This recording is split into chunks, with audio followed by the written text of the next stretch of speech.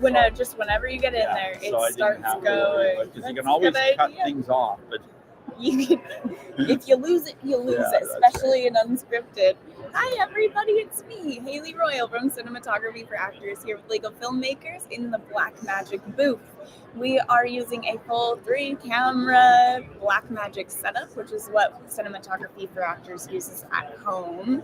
So we're familiar with it. We love it. We're using Sigma lenses today. Thank you so much, Sigma, for letting us borrow these. And Lark Max let us use these handy little labs, which have been really great for us from Hollyland. I'm using the magnet today. Look at that. I'm not clipped onto anything. It's the magnet. And so I'm really impressed at how strong it is because I haven't used the magnet before. Bruce has been here for all of this once because I forgot to hit record. So now I'll introduce you to Bruce, who I started to get to know. Hi, Bruce. Hi, Haley. Good to be here. Bruce Langford. Yes, You have a podcast about mindfulness, don't you? I do. I want to know, and everyone wants to know for the first time, how are you defining mindfulness for your show? Well, that's a great question. I define mindfulness as being focused, being centered. Mm-hmm. You can achieve that with deep breathing and focusing on your breathing. You will feel grounded if you're mindful. You will feel as though you're moving in one direction rather than scattered all over in many directions. Yes. So You mean if we'd taken a minute for us to just be a little I'm not going to blame you, Bruce. If we'd taken a minute for me to be a little bit mindful before we started, maybe I would have remembered to hit start stream the first time, huh? So what is your show called? It's called Mindfulness Mode. So when I started, I thought I wanted to, have a catchy name, and I thought, Mindfulness Mode would be a catchy name, and it certainly worked because I was at the top of Apple Podcasts for a long time. I feel like I recognize Mindfulness Mode. I may have listened to your show before. Right. So congrats. Thank you so much. Yeah, that's exciting. I bet a lot of people, because we've all been trying to find ways to be more mindful, to be more centered, to be more balanced. So yeah, that makes sense. So what is the format of your show? Well, the format is that, first of all, I always like podcasts that cut to the chase. Mm-hmm. I'm not crazy about all the banter that goes on, this small talk and stuff. Yeah. So I like to start the podcast by just saying, "Are you in mindfulness mode?" And that gets us right into it. Directly And then there. secondly, what does mindfulness mean to you? So then we start talking about mindfulness, and then I'd like to go in and talk a little bit about the interviewee, talk about, how did you get to this point where you're interested in mindfulness, and we talk about that. And then I have some quick answer questions because I like, doing that because it gets things moving rather, sometimes people can kind of get talking and get droning on it. And I find that my listeners really like those quick answer questions. Yeah. How did you find that? Did you do a survey or have people just told you? I did a survey and I listened to a lot of other podcasts as well. And I thought, that really is what people like, when you can get right down to it and ask quick questions. And the interesting thing is, I would say, 30-second answers are what I'm looking for. And it was surprising because you would be amazed how many people just will go on and on and on and on. And I have to cut in. You have to learn to cut in when you're an interviewer. It's not easy, but you have to learn to do that. My co-host Indiana is very good at that. She goes, "No, let's talk about," and that's how you know it's time to get back to the subject. Exactly. No, let's talk about. Yeah, very great. So do you always have a guest? No, I don't. Okay. I started out with guests most of the time, but then I started doing more shows where I was just talking about mindfulness, talking about breathing, talking about specifics about mindfulness, and I found that my listeners really, really like that. So sometimes I will go, like, say, for 2 months, I'll do more shows that are just my own, and then I'll come back to doing interviews. Yeah. Indiana has, I'm going to ask you about tips, so my brain's already there. Indiana has a director that she works with from time to time who, things can get really active and the energy can be everywhere on a film set. So she has a director who she works with from time to time who every time everyone's on set and they're about to do a take, the before a take happens, no one's like, roll it, go, go, go. He says, everybody stop. And everyone takes a big breath together. I love that. That's and excellent. then they're ready to go. Yeah. And he's found that it gets everyone kind of on the same page to tell the story together. No one's stressed about, oh, was that right? Did that work out? Everyone's just ready to perform together. So do you have any cool tips we could take away and our listeners could take with them? Well, one of the tips I have is that when I first get on with the individual, first get on the call, whether it's live or on a remote situation, I like to just know a few details about the person so that we can just have a very relaxed, casual chat. And a lot of people have said to me at the end of the interview, they'll say, you made me feel so relaxed at the beginning. And I think that's really so important. Yeah, especially in an audio medium where a person, a lot of the time, their voice can feel constricted and you can feel their nerves coming through. It's nice to come to a mindfulness podcast and not feel anyone else's anxiety when you're in there. Any more tips? Well, yeah, sure. Great.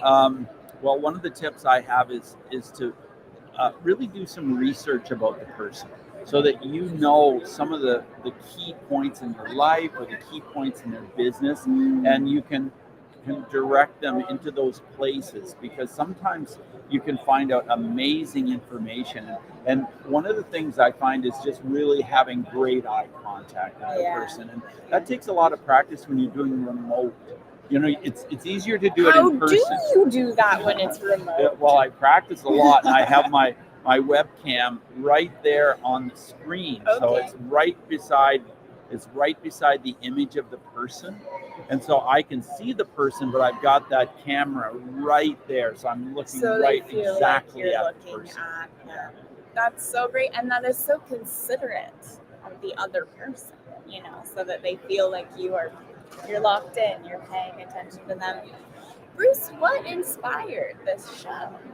Oh, well, that's a great question. I was a teacher. Okay. I was a music teacher, and I loved teaching music, but I was very frustrated when I saw that some of my students were being bullied.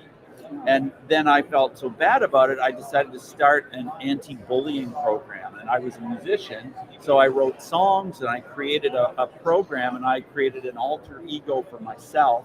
And I was this crazy, zany DJ, and I went and did over 1,800 performances. I bet these kids love So I was this crazy guy, believe me. And after about 8 years of doing this, I realized that if I could teach children and adults mindfulness, then bullying would just begin to decrease. And so that took me into this mindfulness space, and I started the podcast for that reason. Wow, that's really beautiful. Thank you. Bruce Langford, combating bullying with mindfulness. That's amazing. It makes sense, though, doesn't it? Yes, it does. If you're not mindful, you have all these emotions that you don't have control over, and that, especially when you're a child, you have to take those out on somebody. That's the way to express them. So if you can ground yourself, you don't feel the need as much to take it out on Well, anybody. it's true, and you have more empathy. Yeah. And if you can have more empathy, you're definitely not going to be cruel to other people. I want to ask you a question about bullying as a teacher. I know that as a kid growing up, personally myself, not proud, but if I was a kid, and a lot of other children would also not just bully each other, but our teachers.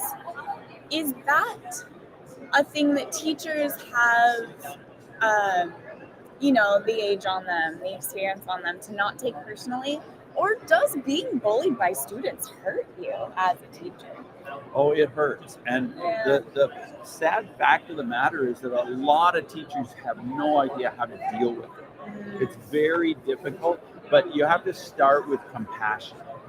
Compassion is the most important thing, and it's not easy to be compassionate if you're a teacher at the front of the room and there's some student that is just being nasty and being a jerk and keeping it going and getting everybody else going with him or her. And it is frustrating, it's difficult, Yeah. but you have to keep that level of compassion because, that child is doing that because they're crying for attention. Right.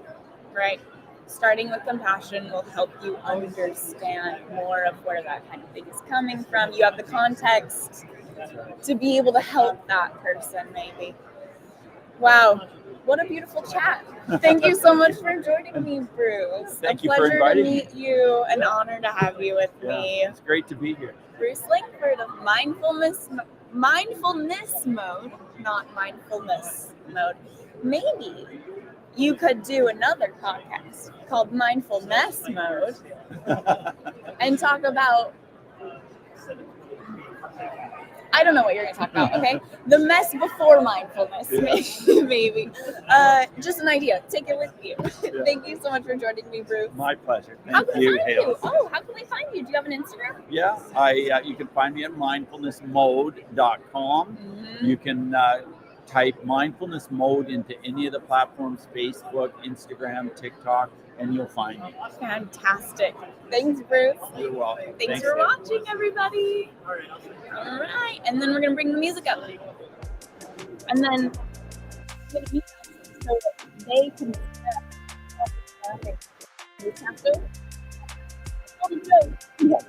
And it was hilarious. And then bye.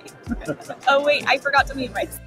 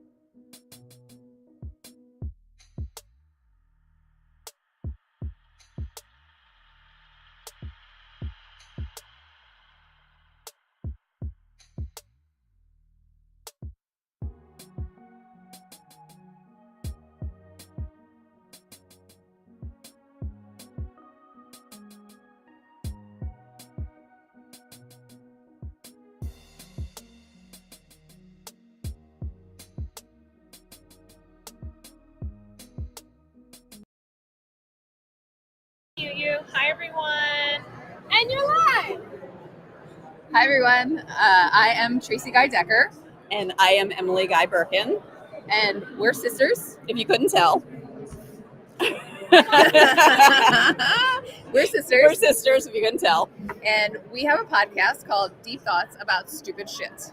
And it's because pop culture is still culture, and you should know what's in your head. Yeah. So each week, we take a different piece of pop culture, a movie or TV show that we loved when we were kids or recently. Yeah.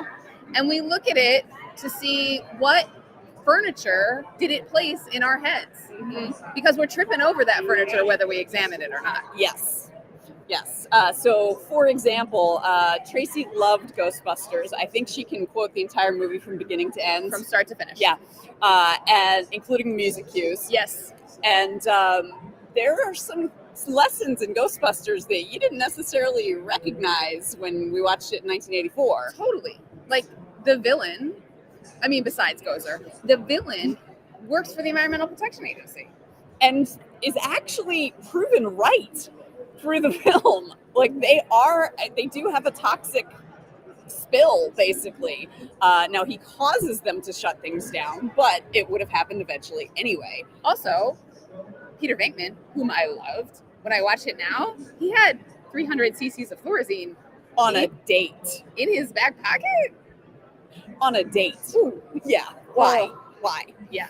Yeah. So So that's the kind of thing that we're looking at. We also look closely at storytelling and sort of the effects of different storytelling beats. So, for instance, in The Princess Bride, which I watched until I destroyed the VHS tape.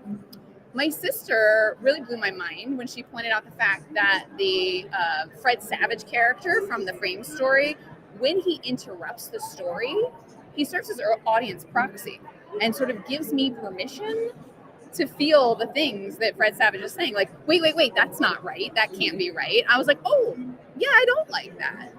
It totally blew my mind in thinking about the storytelling beats with that Frame story. Well, and it just shows how genius William Goldman was as a writer. The other thing that I really appreciate about both the book and the film of Princess Bride is he knows he could write adventure. Goldman did. But writing romance is tough, so he made it funny and he skipped over it. And so he's like, all right, let's skip over that. And he used Fred Savage's character, the son character or grandson character, to be able to be like, all right, we're going to skip over the romantic scene, which I suspect William Goldman didn't feel qualified to write, and get right to the pirates and the sword fighting and giants and torture, revenge, kissing again. So yeah, that was cool. The other thing that I really love about our podcast, other than the fact that I get to do it with my sister who makes me laugh all the time, is we each come with different ideas and frameworks. So Tracy here has a master's degree in religious studies. That's right. Yeah. So so she is the one that I go to when I'm like, so is that actually how they describe the Ark of the Covenant in the Torah? Yeah, that made for some interesting conversations. Were there Nazis with melting faces? I mean, that's not in the Torah. Not in the Torah. But there was a guy who got zapped dead. That is true. Yeah. Uzzah gets zapped Poor dead when he Uzzah. touches the ark. Yeah.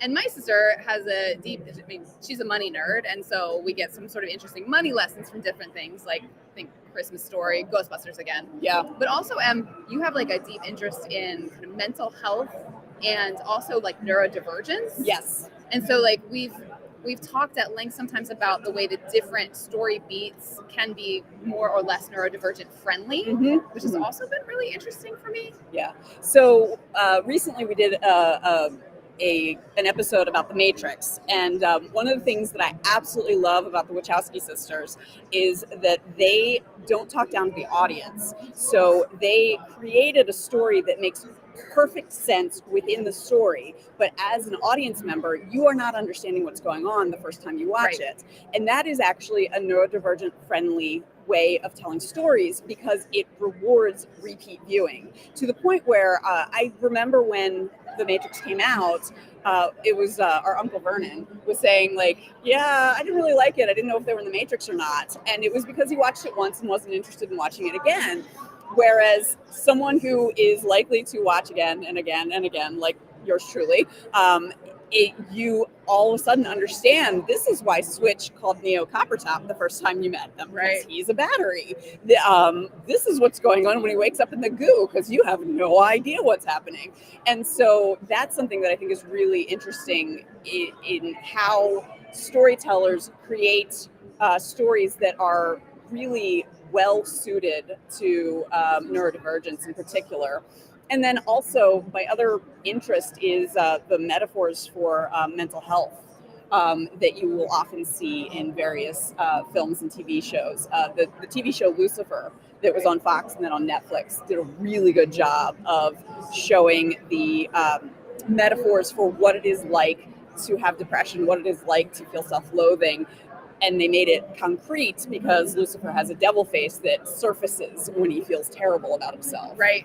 And then his fear about showing his devil face really like serves as a great metaphor for someone with mental health issues, like being afraid to be honest about their struggles with the people that they care about. Yeah, absolutely. So, so we often choose media that we really love, that we really care about, that has like become a part of who we are. But we also will look at media that we didn't necessarily love. So a good example is recently we did an episode on Revenge of the Nerds, which for years I've been saying like, I can't believe our parents let us watch that. Yeah, for real. Because it is really not okay. Not okay. And I wanted to talk about it because it has had such a long and enduring influence on our culture, to the point where, and this is not necessarily a bad thing, but the movie allowed people to claim themselves as nerds. Right. And that, I think, is a good thing, and I think that's what they were trying to do. But what it also did was it made it clear that it's not about embracing who you are. It's not about being okay with who you are. It's about beating the people who are on top at their own game. Yeah. And so you can kind of draw a straight line from that to incel culture. Yeah.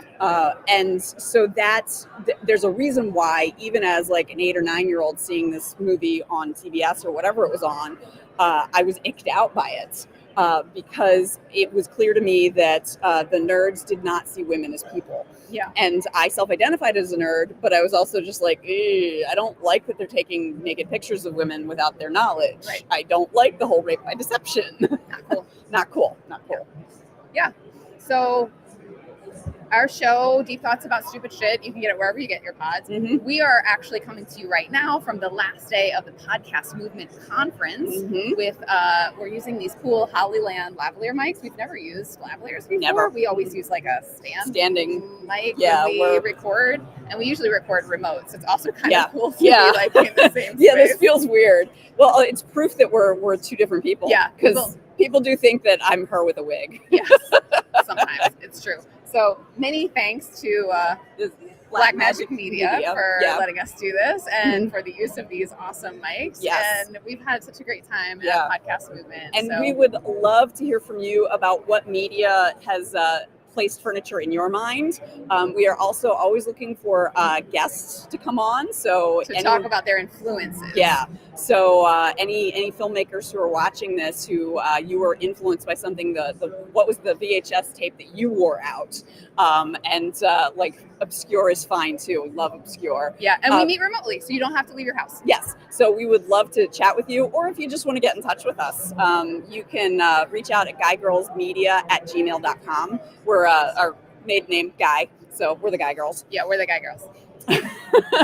And you can also check out our website at guygirlsmedia.com. Yeah. Yep. Cool. All right. Thanks, y'all. Yay, good job, guys. I'll help you. Or you can do it. Try. See if you got it. Oh, that's the turn on the music. There.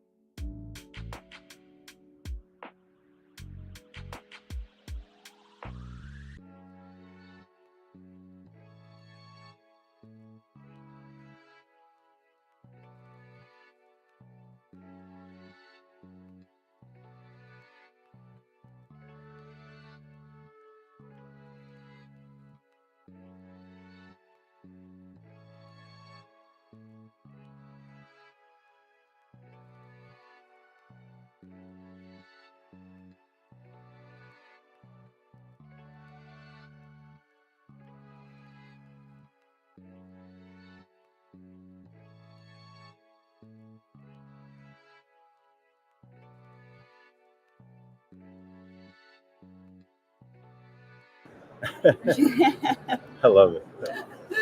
Here we go. Hello.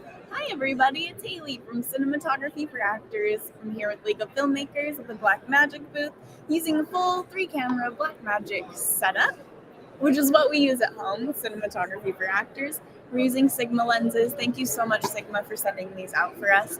As well as we are using the Hollyland Lark Max knives. Yeah, these are nice. And we just talked about it, and I said, honestly, I really liked using them, and I really like the magnet. I'm using it for the first time today. I've been clipping the rest of the time. Oh, nice. So the magnet's new to me. It's exciting.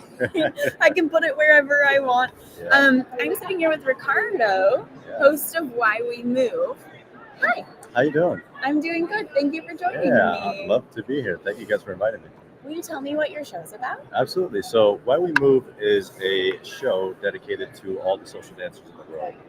Be it you're just a regular hobbyist or you're a professional, an instructor, a DJ, an organizer, anybody who really, kind of gets into the scene of social dancing, being salsa, bachata, kizomba, zouk, Lindy hop, West Coast swing, Argentine tango, hip hop, everything. Yeah. We're kind of focused on the Latin style realm of dancing. Yeah. But it's really talks about the social dancer story. The name of the podcast is called Why We Move, and it goes into the deep nitty gritty things of dance that a lot of people might see on video but don't understand.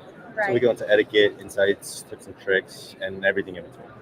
This is actually very exciting for me to learn about because I've taken, I think, 2 classes. I've done bachata like twice, and it does always seem like there are things I'm missing, and I don't mean the moves. I don't mean that like, oh, I can't pick it up. I'm not doing it right. I can do. It's my mama's dancer. It's in my blood. I can pick it up. Yeah. There are unspoken rules about many. like who you dance with when, how you find a partner, How you approach somebody. Yes, like what certain things mean. Like I don't know what kind of messages I'm sending on the floor to people. So this sounds like a very good podcast just for people who are, interested but nervous to jump in and get started because they're worried about doing something wrong. Absolutely. Yeah. And that's where we kind of break the barrier. There's a big problem, I think, right now with, I get it all the time. People say, I can't move. I can't, I have 2 left feet. I don't have rhythm. It's not in my blood.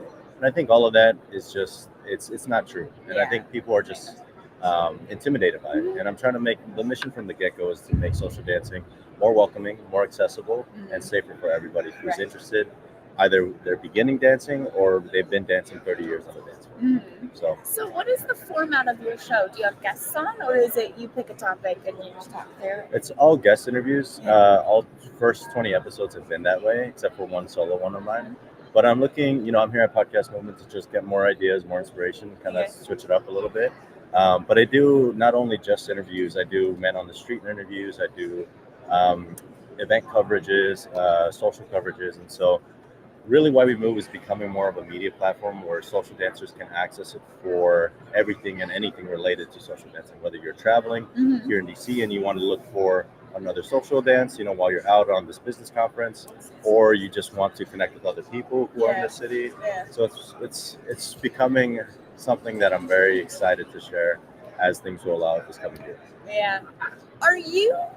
Is it even a question to be like, hey, I'm interested in social dance, but I don't know exactly what form of social dance is right for me personally. Like, is it like, if you like social dance, you're gonna like it all, or is there like a style that someone would like vibe with better? Great question. I think there's definitely people who find what they really like to do and stick to it, and I don't think there's anything wrong with it. But I do believe a good tip that I tell everybody, I've been dancing for 9 years now, and I've kind of crossed in a lot of zones. I'm not a pro in any of them by any means. I do have my confidence and my enjoyment in the realm of sensual bachata, and there's like 3 to bachata. There's way more in salsa. There's a lot more all over, but there's definitely people who find their groove and who you can even tell just by looking at them or seeing them dance a few steps, like, oh, you're a zouk dancer or you're a kizomba dancer. Just naturally, the way your body is kind of tuned to the music, it really speaks in the way you move. And so there's, but I don't want to say that and let people think that it's like you should just stick to that. I think you learn a lot in all kinds of different realms. And do you think that that informs the way you move in different styles too? Will it change the way you move, or will it improve the way you move if you branch out? I think a little bit of both. I think you learn a lot of things. For example, in salsa, that applies to bachata, that then applies to zouk, and then over to kizomba, and then back to salsa. And so I like to use the example of like mixed martial arts. So I've been training boxing since I've been in college, and I moved on to Muay Thai, moved on to Jiu-Jitsu, and I find that I learned something about my footwork, for example, in boxing that I applied to my stand-up game in Jiu-Jitsu, to now my kicks in Muay Thai, and then back to boxing. So everything just kind of revolves and just applies in different ways. It's just a matter of really being attentive and really being conscious to how you're moving, and maybe just kind of taking a piece of that and then applying it over there. Bringing it all benefits everything. Exactly. So then I have serious questions for you. I have serious answers. Let's talk about some of the rules that I'm afraid of breaking. What are unspoken rules when you if you go to a club? It's not you haven't been there for an hour taking a lesson and then it's opened up. You just go to a club. Okay. What are the rules? Ooh, there's quite a few. I would say there's just a few. Just tell me. I don't think there's anything that being just new and going to a club or a social per se is not. There's no any hard lines. Obviously, just don't be a bad person. Just don't be a fool. No jerks. No jerks, please. None of them. There's already plenty out here. We don't need them. Yeah. But basically, just being respectful, being kind, and just being open to the idea of dancing with strangers. Right.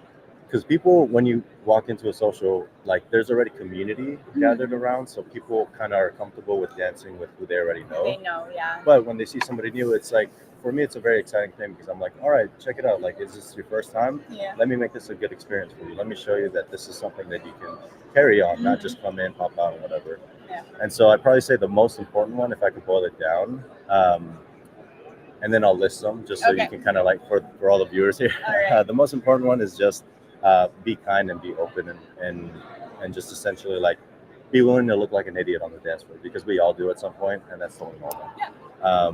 I would also say to kind of more specifically is if somebody is nodding their head and looking at you, acknowledge, smile, but also approach them and say hi and be open to just asking somebody to dance, whether you're a follow or a lead. And I'll say those terms in the sense that traditionally a lot of men are lead.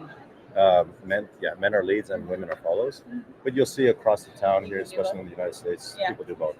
And so nodding your head and smiling at someone is an invitation, kind of. It's hey, it's you not want to dance? Kind of that kind of thing. It's basically eye contact. You think about even at this conference, right? You smile, or you're kind of open, and you see and you lock eyes with somebody. You almost go into approach. You don't just you don't just body exactly. Yeah.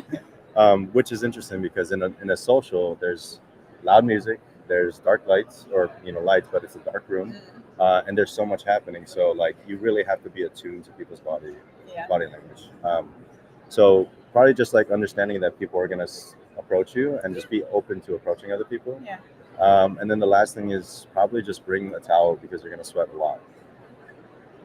Bringing towels. If you're still a sweaty person, you don't want to be sweating on your dance partners. Exactly. Because it's a natural human function, but also it's kind of gross.